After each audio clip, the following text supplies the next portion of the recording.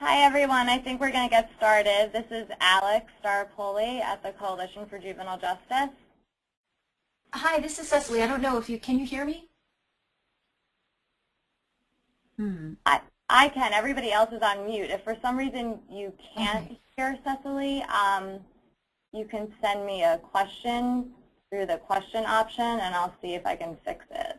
So I was just hoping to welcome everyone to the webinar. I don't know how many people will be joining us today, but I'm assuming that all who join us will have a variety of different levels of experience with Hill Day and have either attended past Hill Day events or perhaps this is their first.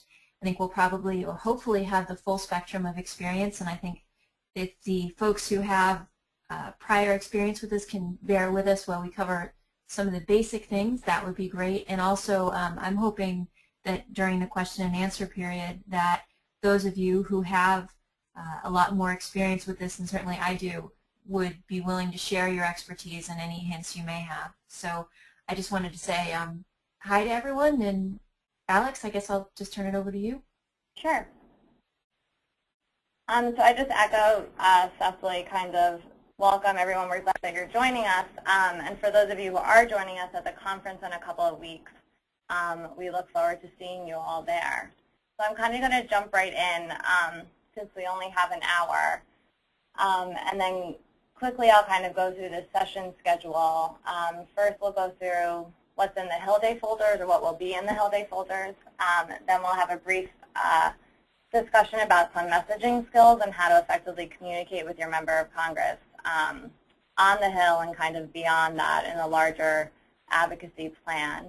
Then we'll hear from Nick Alexander of Fight Crime, Invest in Kids, to kind of give us the inside scoop about what goes on the Hill and kind of what to do and what not to do. Then we'll be joined by Marie Williams, CJJ's Deputy Executive Director, to talk about some kind of difficult questions that you may get on the Hill. And then we'll have a question and answer session. So if everyone can kind of wait until towards the end, save your questions up, and then we'll spend some time going through them. So what's inside the Hill Day folders? So the first thing in there will be our policy recommendations to the 113th Congress, which are similar to the recommendations that went to the administration and are forthcoming in our newsletter that will be released this week. I think I also sent them out via email, and we'll send them out after the webinar also, and they're on our website too. Then there'll be a briefing sheet on reauthorizing the JJDPA. There'll be a briefing sheet on juvenile justice funding, which will include Title II, Title V, and JBEG. Then there will also be our historical funding chart, which I'm sure all of you have seen. And then there'll be a briefing sheet on YPA also, which was introduced, I guess, a few weeks ago. It's been by Bobby Scott in the House. This final thing, the Juvenile Justice Funding pamphlet on this list, is a document that some of you may have seen before. It kind of includes the briefing sheet and then goes into more details about Title II, Title V, and JBEG, and includes some state examples. And so that won't actually be in the folder, but we'll have plenty of those handouts in case people want to include it. It's also a great resource.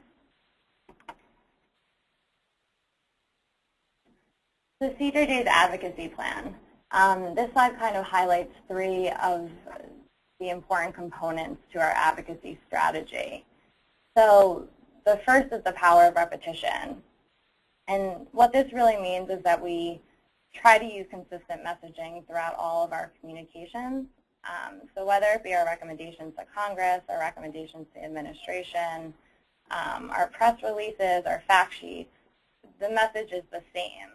And the purpose of the repetition is really to create a clear, concise message for our audience that's easy to understand. The second component is to have a theme kind of running through all of our communications and our various objectives. And so whether it be kind of reauthorizing the JJDPA or passing the Youth Promise Act, this kind of theme of return on investment is an undertone throughout all of our different communications. And then kind of the final point to emphasize is that our Hill Day, when everyone is here for the conference, is really one component of this much larger advocacy plan. And so to kind of think of your Hill Day visits not as just a one-time opportunity to talk to your member of Congress, but more of a face-to-face communication with them that kind of fits into this larger advocacy strategy that goes on throughout the year. And we'll talk about that a little bit more towards the end of the messaging piece. So messaging skills, how to effectively communicate with your member of Congress. There's 3 basic steps that you can break this down into. So step 1 is to define your objectives, and this is what do you want to accomplish? What's your end goal? Step 2 is to decide on a message. So this is really what do you want to say? And then step 3 is select a method of communication. So this is really how do you want to deliver your message? So step 1, define your objectives. CJJ has 3 very clear objectives.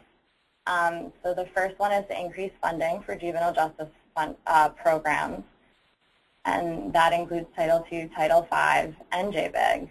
And that really goes, is parallel, I would say, to reauthorizing the JJDPA. And then we also want to pass the Youth Promise Act. So step 2, deciding on a message. The most important part of deciding on a message is really knowing who your audience is. And this is who should you be talking to. And to determine that, the question is really who has control over your end goal, who has control over your objective. And so if your goal could be accomplished through an administrative regulation, then your audience may be the administration and President Obama's staff. It may be OJJDP. Whereas if you want to pass legislation, say you want to reauthorize the JJDPA or we want to increase funding through appropriations, then our audience is Congress. So also linked very closely to knowing your audience is knowing the difference between education and persuasion, which are obviously very closely linked, and maybe you could even say that persuasion is a type of education, or could be a type of education. And so I guess to kind of show this to you, I'll use DMC as an example. If you have a staff person, if you're in a meeting with a staff person of a member of Congress who doesn't really know or is just uninformed about DMC and juvenile justice, and so they're unaware of the magnitude of the overrepresentation of minorities in the juvenile justice system. You may spend a lot of the time in your meeting educating them about DMC and talking about the different minority populations that are overrepresented at the different stages of the juvenile justice system. And in contrast to that, persuasion is a little bit different. So if you're in a meeting with a staff member who understands DMC and is quite familiar with the idea that there is overrepresentation of minorities in the juvenile justice system, then your meeting may go a little bit differently. Let's say that they understand this, but they don't necessarily think that having DMC as a core requirement in the JJDPA is the best way to address DMC. So maybe they think that DMC can be addressed on the state level through some other program or some other method. So in this meeting, you may spend more of your time trying to persuade them to understand that having the DMC requirement in the JJDPA kind of prevents justice by geography, right? And it sets this federal standard that requires compliance by all the states and protects minority youth in the same way across the board. And so those two meetings would go a little bit differently. I'd say that they're still kind of fall under the umbrella of education, but one is a little bit more of a persuasive argument. The CJJ's message for 2013 is really return on investment. What is the outcome if you put in this much money or X amount of dollars? And when we're talking about our objectives, and for example, let's say we're talking about reauthorizing the JJDPA and increasing funding levels for juvenile justice. And we really want to show this return on investment. So we want to link the federal dollars to very specific outcomes. And I think if you think of it this way, kind of, I'll give you an example using this Maryland kind of example that's on the screen. So you could go into a meeting and you could say to your member of Congress that Maryland received $50,000 of Title II funds. And that wasn't enough money to serve as many youth as we really need to serve. So that's kind of, it's giving some information, but it's not very specific. Whereas you could say, kind of like what's on here, that we received $50,000 of Title II funds and were able to serve 381 youth, save the state X amount of dollars instead of by not placing youth in secure detention and by serving them in the community. And we also saw a lower recidivism rate. So it's giving members of Congress a very specific, tangible example of what the federal dollars really do on the ground. The members of Congress are in D.C. They're not as closely connected to what is really happening and how these dollars kind of trickle down through the state level to the local level and what that actually looks like. So by giving them a tangible example of what the money can do on the ground, it's kind of an easier way for them to understand what they're investing in and what they're buying into. And so instead of investing in Title II or Title V or JBEG as a broad funding stream, instead they can see it as we're investing in evening reporting centers, or we're investing X amount of dollars so that we can serve 380 youth. And you can also kind of use this type of framing the issue in the opposite. So you can say kind of the same thing if the situation is our money has been cut by $50,000 and we can no longer serve 380 youth, and instead we're paying X amount of money to place kids in secure detention. So even if you don't have these very, very specific numbers, if you can equate it to children or the amount of money and what the outcome would be, it gives legislators something more to hold on to and a greater understanding of what we're actually talking about. And this image on this slide kind of also could help you think through kind of the process of if you put this in, this is what you get out. And that's kind of the framing that we want to use. And so similarly on this next slide, although with YPA we don't have very specific numbers since it's not actually a program yet, this cycle kind of shows the same sort of investment, right? So if you invest in empirically guided delinquency prevention, your outcome is a reduction in violence, which means a reduction in victimization, which means an increase in youth opportunity and success, which means money saved, which then can be reinvested. So it's that same kind of giving them an understanding of this cycle and this really putting dollars in to get a very specific outcome. So the final messaging step is to select the method of communication. And so these are some examples of different types of communication.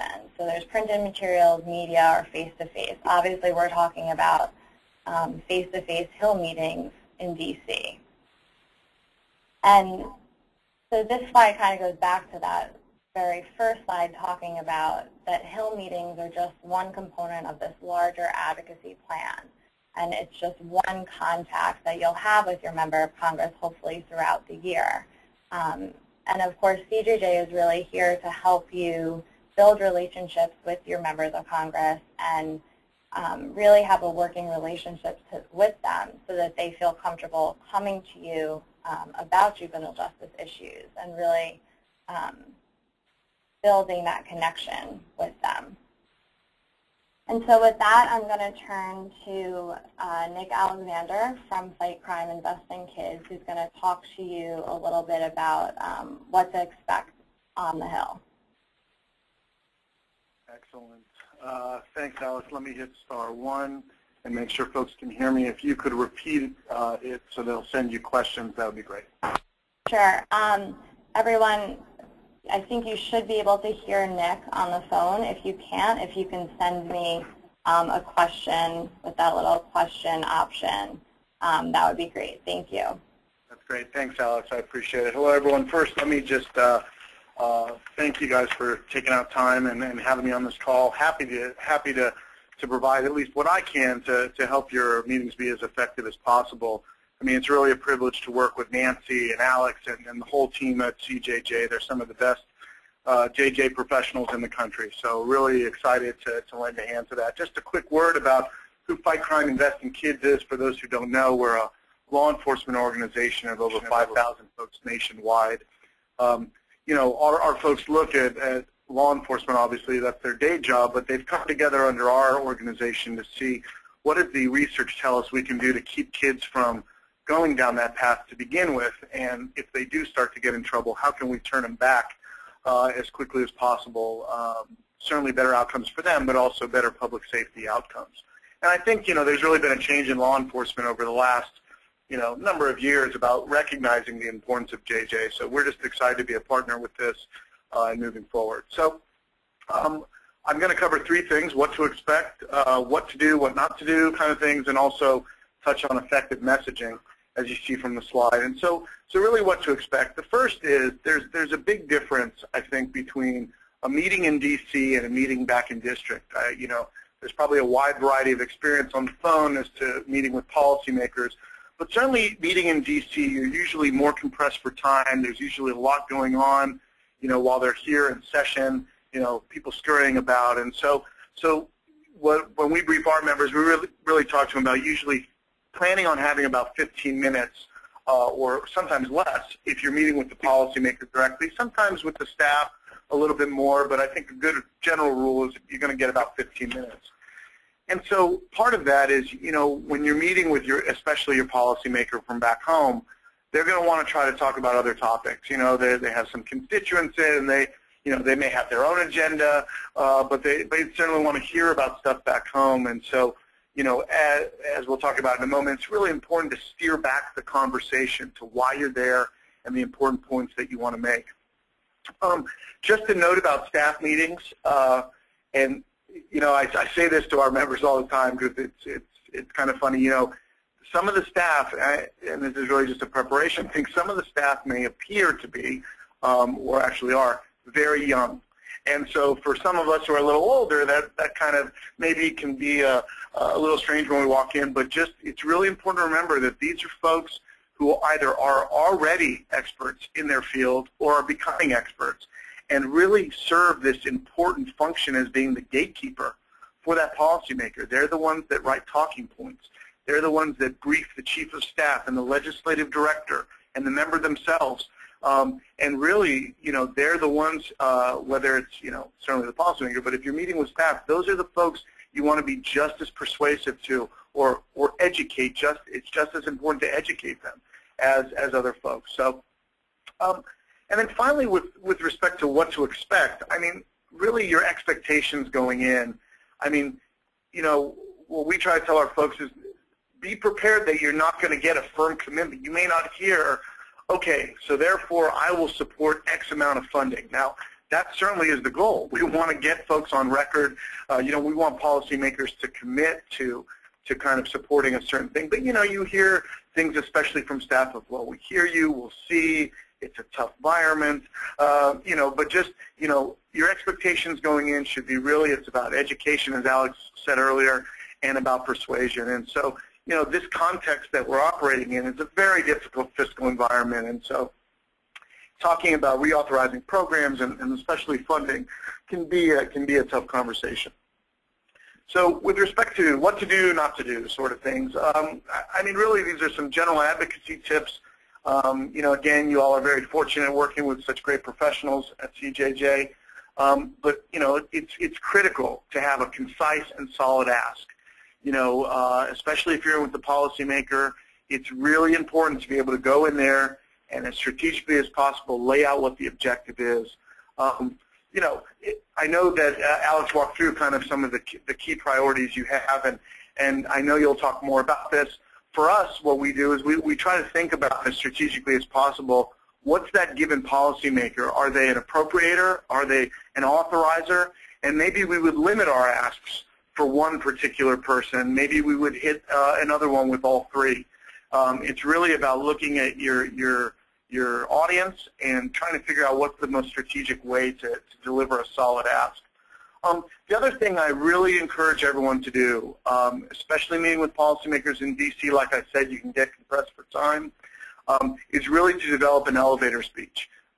It's really that one or two points that are critical in case, you know, a lot of times what happens, you'll come in, the staff will tell you, oh, you know, Senator X is running a little late, so let's get started. And, you know, you'll talk, you'll try to do some education, try to feel out where that staff, you know, what level of knowledge they have. And then the senator will roll in, spend a couple minutes, hear you, and take a picture, and out the door because they have another meeting. And so, you know, it's really important that if that happens to you, you have kind of your key points boiled down in just a couple sentences that you're able to deliver. One thing I tell our members about that situation I just described, sometimes you'll hear the staff members say, look, don't worry about what you tell me, you know, you don't need to repeat it for the senator. I'll brief them afterwards. And look, I think one of the most effective and important kind of advocacy tools is the policymaker hearing directly from folks like you back home. And so getting it through the staff member, you know, it happens, but, you know, that senator comes in, I would give them the elevator speech, even if it repeats some of the education and persuasion you gave to the staff member. Again, having it come directly from you, I think, is much more powerful than having it come third party through the staff. So kind of along the lines of the policymaker's time, you know, being compressed and talking about other topics, it's really important to steer the conversation. Well, first of all, it's really important to start off strong. Right when you get in that meeting, you know, of course it's good to kind of develop a rapport and kind of, you know, how are you, how's the day, but it's really to start strong, like, you know, we know your time is valuable, so we're getting right. We'd like to get right into it and just start the meeting off strong. And then, you know, if they do try to talk about other topics, like what's going on back home, you know, I certainly encourage you to try to steer it back as much as possible right away. You know, like, oh, that's very important. Happy to talk more about that once we're done, or, you know, however makes sense to you at the time. It's just, again, with the limited time you're going to have, it's really important to be able to get your messages out strongly. Another really important thing to do in these meetings is to get the policymaker or the staff member engaged, you know, and to talk. And really, it's supposed to be about a conversation, which is really my main point about effective messaging is really this is supposed to be a conversation that engages your audience so that it's back and forth and not really just a presentation.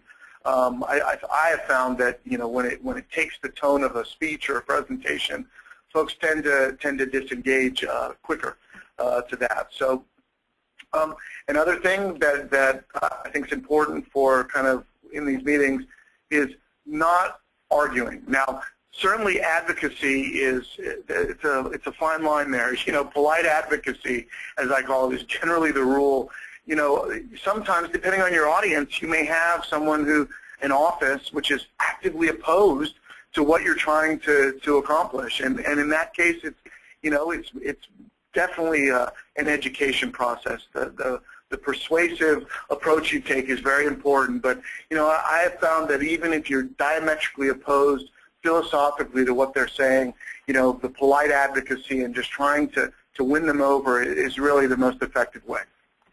I think another key point to do while you're in these meetings is really being able to pivot and kind of understanding the situation, like as Alex was saying. So let's say you go in, you don't know really much about the staff member, you're educating them, but it's pretty clear that they understand the issue, either based on their questions, they're taking no notes, they're nodding their head, and it's important to kind of get a sense of where you are and be able to pivot to maybe more of a persuasive discussion, or certainly sticking with the education piece if that's what the situation calls for. So really being able to pivot is important. I don't know how many folks will be going to each meeting. Assuming it's multiple and you all have different roles, really encourage you to kind of get someone who's been there before, who has a little bit of experience, to kind of serve as the facilitator. We have found it's really a good tool to kind of keeping the meeting running smoothly and on topic, and having that facilitator really be the one to make sure that it moves along. And then finally, for what to do, follow up. I know you saw in the materials that CJJ will help facilitate kind of that follow-up, and I couldn't stress enough how important that is. Again, for that office to be reminded that it's constituents back home that care about these issues. It's not just a theoretical exercise. It's not just an advocacy group in Washington talking to them. It is folks back home who they essentially answer to, and that they care about the issues. So, I want to turn now to the effective messaging piece, and then I'll wrap it up. So, you've heard definitely a lot from Alex already, and I don't want to be too redundant, but again, I can't emphasize enough the conversation versus the speech. Found that really to be the most effective way. Also, for messaging, having a personal connection to these issues really, provides a lot of color to your discussion. Again, if you want it to be a conversation, the more you can personalize kind of your experience, either your professional experience, your personal experience with what you're trying to convey, it makes it more of a personal communication. Again, effective messaging, as you all talked about earlier, concise ask. Really important to be able to articulate very clearly what it is you want that policymaker to do. And just like Alex said, again, knowing your policymaker, really, really key. Why they might be important. You may go in to talk with Chairman Wolf. Why he's important? He's the chair of the House Subcommittee on Appropriations that deals with this funding. So knowing that and knowing that that's where his power lies, very important. And again, understanding your audience, clearly important, whether they're a champion, a supporter, are they actively opposed to what you're talking about? Again, all of that understanding of who the policymaker is going to really determine how you approach that meeting and how you go in there. I wouldn't, certainly say that understanding the process, at least broadly, is important to be an effective messenger. You may or may not have staff with you on some of these meetings, but it's good to just generally know kind of the process by which you're operating. Certainly don't feel like you need to know everything, but if you're going in to talk to an appropriator, understanding that process is kind of a yearly thing that happens when they dole out the money for these kinds of programs. And the last thing I'd say about effective messaging, which really might be the most critical besides having it be a conversation, is really making it local.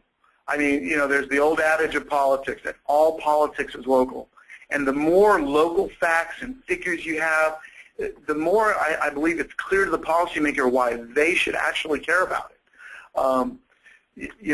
Again, you have some great couple of slides ago really talking about that example about Maryland.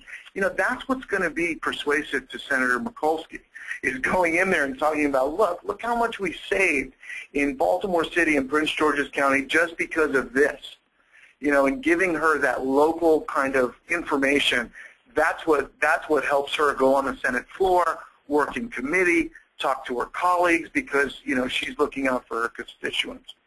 And again, as Alex said, I don't think there's any topic more important right now in this environment that we're operating under than kind of the economics behind what you're talking about, the return on investment, why this money is effective, and why you know, it's crucial to invest in certain programs because of the outcomes that it gets. So just a couple of concluding thoughts. You know, I mean, I've hit you with a lot. I think though this is a lot less science than it is art. You know, again, having that conversation, being able to read people, you know, kind of understanding what's getting a reaction from them, what's engaging them, really important. Reading that situation and adjusting, you know. But the one thing I will leave you with is your work couldn't be more important, as we've talked about in this climate. You know, with the fiscal climate, but more importantly, the political climate, which is so difficult to operate into. It's your voice that reaches the policymakers, because, you know, all sides, they have their talking points. But to break away from those, you have to show them why it's a great concern to their constituency. And I think, like, for instance, you are the folks that do that for your policymakers. So, Alex, that's all I got. Happy to stay on and engage in the discussion or take questions. Yeah, thank you, Nick. That was very helpful. Just so everybody knows, Nick is going to stay on through the end. So if you have any questions for him, we'll get to those kind of after we hear from Marie.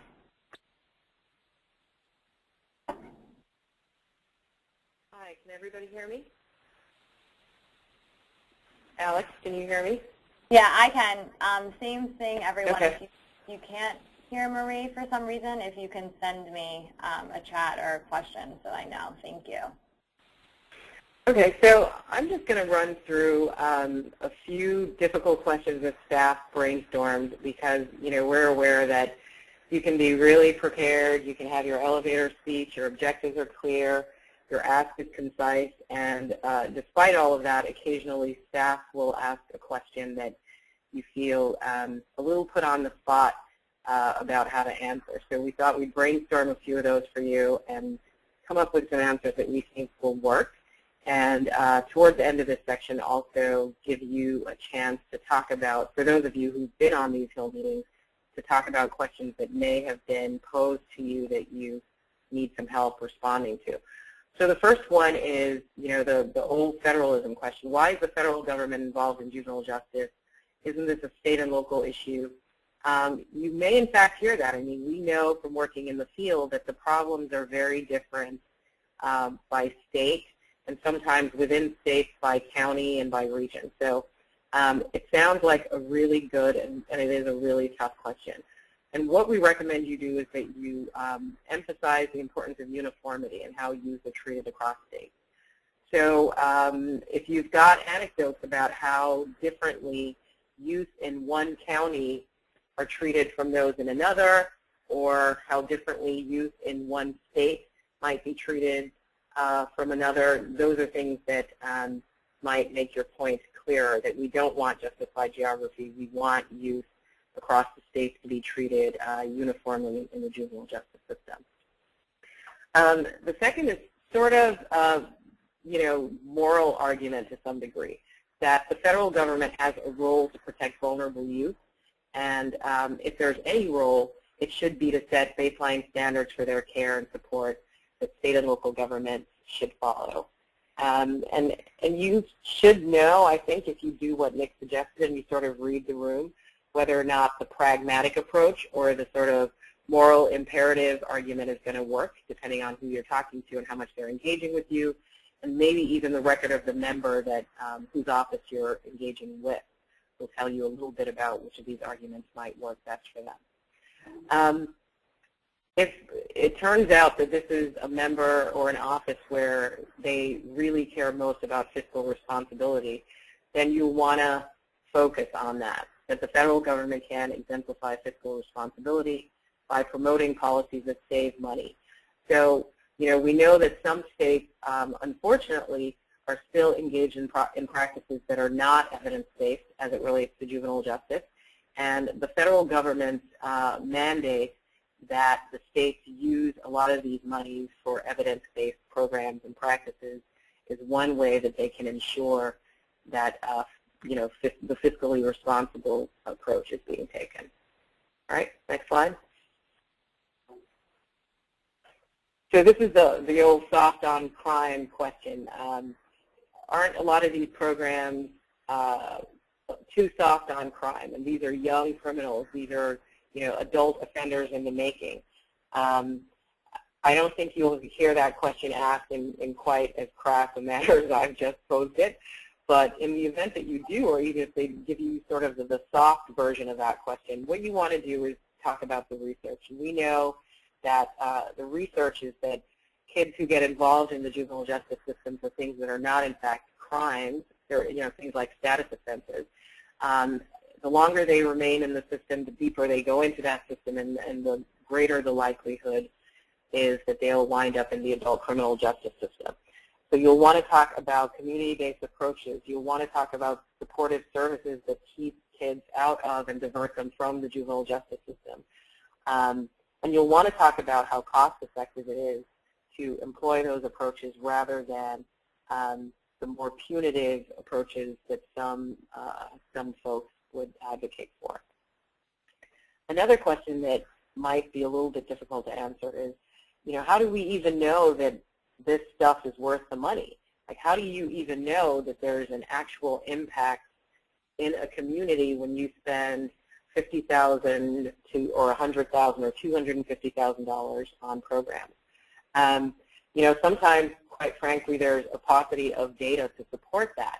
But to the extent that you do have them, you should point to specific examples and as specific to that member's district as you can, where cost-effective programs produce successful outcomes. If you don't have programs that you can point to that have been evaluated, you can extrapolate from data from other states.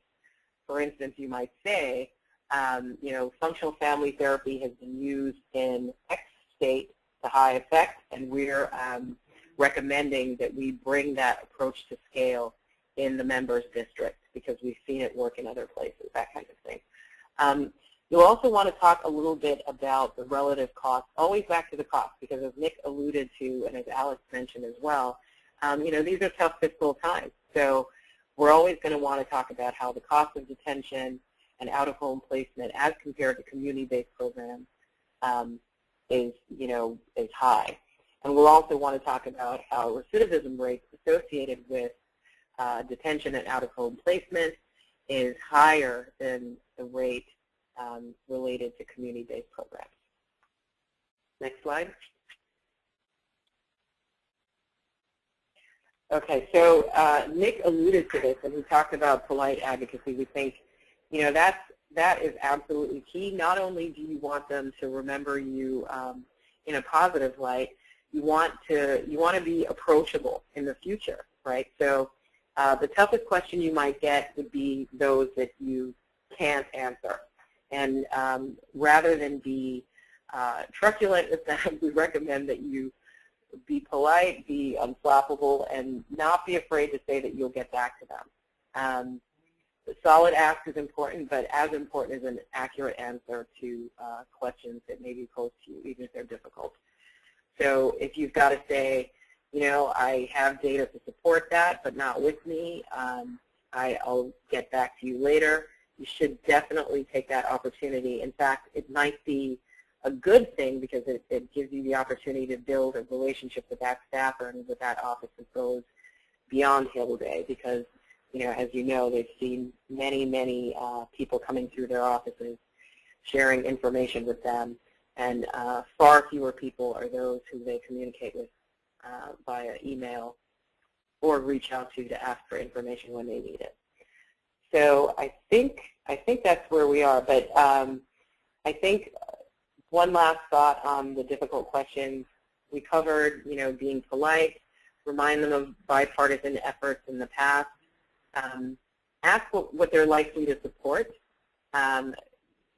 As is mentioned on the slide, that's an absolutely appropriate question. I mean, ask what the members' interests are, and offer to be a resource, an information resource on those interests. And with that, turning it back over to Alex. Sure, thanks, Marie. So now we'll turn to questions. And if you have questions for me or for Nick or for Marie, I think you can select kind of the question option, and it'll tell me that you have a question, and I can unmute you. Or you can type your question, and I can read it out loud, and we can answer it.